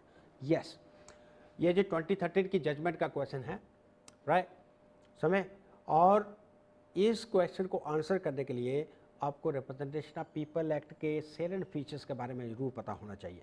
तो किस पे focus कर रहा है पूरा का पूरा 2013, अगर मैं आपको ये केस का नाम बताऊं राइट, इसको लिली थॉमस केस कहते हैं, एंड जॉन चौकीदार एक एनजीओ है, ठीक है, 2 केसेस में राइट ये सुप्रीम कोर्ट की जजमेंट आई थी, बट सबसे important lily Thomas versus union of India, उस केस पे लिली थॉमस नोट कर सकते हैं वर्सेस यूनियन ऑफ इंडिया। उस केस ने सुप्रीम कोर्ट ने सेक्शन 8 क्लास 4, तो आपने सिंपल आंसर क्या है इसका कि आपने रिप्रेजेंटेशन ऑफ पीपल एक्ट के सेक्शन 8 क्लास 4 को हाईलाइट करना है कि वो क्या कहता है, वो उसमें लिख दिया इज अल्ट्रा वाइज। तो हमने बोला कोर्ट ने सेक्शन 8 क्लास 4 को क्यों अल्ट्रा वाइज कहा? इसलिए कहा कि इस जजमेंट में, लिली थॉमस केस में, कि इसमें ये लिखा था कि कोई भी कन्विक्टेड एमपी या एमएलए है, ठीक है, तो वो तब तक डिस्क्वालीफाई नहीं होगा, ठीक है, कोई भी कन्विक्टेड कौन सा मेंबर ऑफ द पार्लियामेंट या लेजिस्लेचर है, जब तक उसकी अपील खारिज नहीं होती, ठीक है, राइट, प्रोवाइडेड वो अपनी कन्विक्शन के बाद 90 डेज़ के अंदर वो अपनी अपील फाइल करता है, राइट। समय इस सेक्शन को जब सुप्रीम कोर्ट ने एग्जामिन किया लिली थॉमस केस में, उसने कहा कि ये कॉन्स्टिट्यूशन के अल्ट्रा वाइस है। क्यों अल्ट्रा वाइस है? Because it is against the clause of equality which is guaranteed under article 14 of the constitution. Because किसी भी इंडिविजुअल को अगर नॉर्मल सिटीजन को आप कन्विक्ट करते हो तो वो वोटिंग से डिस्क्वालीफाई हो जाता है, तो आप एमपी और एमएलए को कैसे अलग पेडेस्टल पे रख सकते हो? इसलिए उन्होंने कहा कि अल्ट्रा वाइस द कॉन्स्टिट्यूशन, ठीक है। तो कहने का मतलब eight the end of the day कि आपको रिप्रेजेंटेशन ऑफ पीपल एक्ट के बारे में पता होना चाहिए। जब हम क्लासेस स्टार्ट करेंगे we shall be discussing the salient features of RPA. Okay, next है जी article 56 clause 3 of the Indian constitution dispenses that a governor shall hold a office term for 5 years from the date on which he enters upon his office. How do you analyse the recent controversy centred on the removal of the governor with, ये भी current context में है। तो आपको पता लग गया कि सारे क्वेश्चन का एनालिसिस कैसे करना है आपने।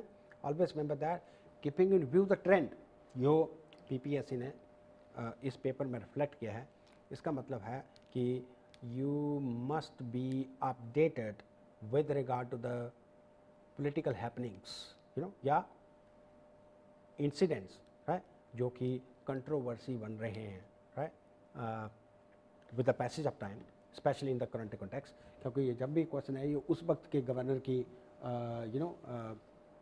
Controversy, recent controversy centred on the removal of the governor with change of God at the centre, ये उसके कॉन्टेक्स्ट में पूछा है, ठीक है। तो इस पे क्या था, राइट, उसके कंट्रोवर्सी में। तो आपने इसको ये कैसे हाईलाइट करना था? पहले तो आपको ये पता होना चाहिए कि गवर्नर की कॉन्स्टिट्यूशनल पोजीशन, जिस दिन आपको ये पता है किस पे क्वेश्चन है, basically constitutional position of the governor, ठीक है, जो कि आपको पता होगा और पता भी होना चाहिए कि constitutional position of the governor, right, is that he holds his office at the pleasure of the president. इसका मतलब है कि इसको 5 साल बेशक टाइन्यूर प्रिस्क्राइब किया है कॉन्स्टिट्यूशन में, बट वो फिक्स नहीं है, गारंटी नहीं है। That has been made subject to the pleasure doctrine, ठीक है। इसका मतलब he can be removed and dismissed, ठीक है, राइट। उसी कॉन्टेक्स्ट में ये क्वेश्चन पूछा था। तो आपने how do you analyse the recent controversy, ठीक है, तो आपने रिसेंट कंट्रोवर्सी उस वक्त थी और अभी भी ये ओकेजनली क्रॉप अप होती है। तो ये आपने ये कहना है कि governor is not like a civil servant, right, can not be removed arbitrarily, right, unless the safeguards जो कि कॉन्स्टिट्यूशन में सिविल सर्वेंट को दिए हैं तब तक, आर्टिकल 311 में जब तक वो कंप्लाई नहीं होते, गवर्नर के साथ ऐसा कुछ भी नहीं है। तो एक गवर्नर के कॉन्स्टिट्यूशन पोजीशन के रिलेटेड क्वेश्चन है जो कि हम डिस्कस करेंगे डिटेल में।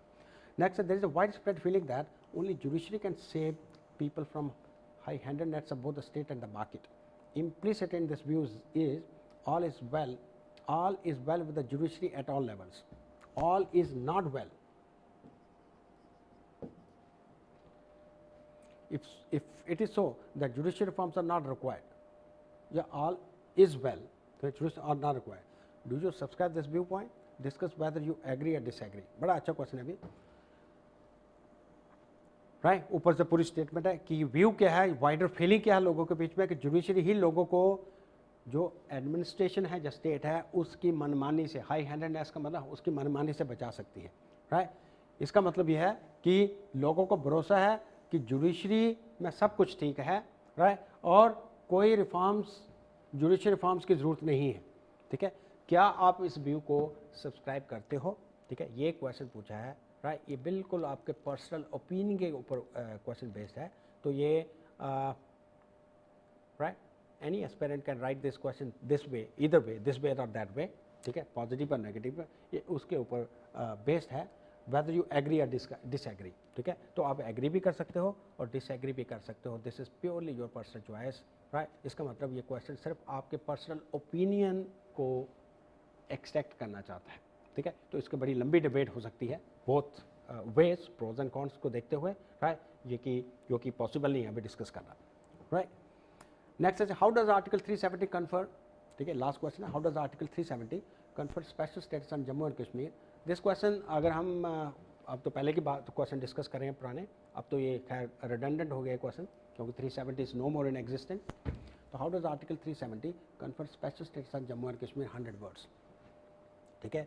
तो इस क्वेश्चन का आप आंसर सिंपल ये बनता था, ठीक है, राइट, कि आर्टिकल 370 में क्या स्पेशल प्रोविजंस हैं जो कि right state of Jammu and Kashmir को बाकी स्टेट के मुकाबले या बाकी स्टेट के कंपैरिजन में अलग बनाता है, ठीक है, राइट।